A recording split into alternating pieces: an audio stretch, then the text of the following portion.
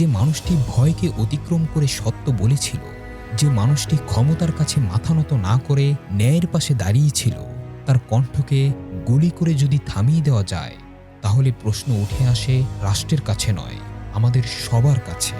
একটি রাষ্ট্র কি সত্য বলার মানুষকে বাঁচিয়ে রাখতে পারে না, নাকি সত্য বলাই আজ সবচেয়ে বড় অপরাধ? এই প্রশ্নের উত্তর খুঁজতেই হয়তো শরীফ ওসমান হাদির জীবন, তার চিন্তা এবং তার মৃত্যু বাংলাদেশের ইতিহাসে একটি গুরুত্বপূর্ণ দলিল হয়ে থাকবে।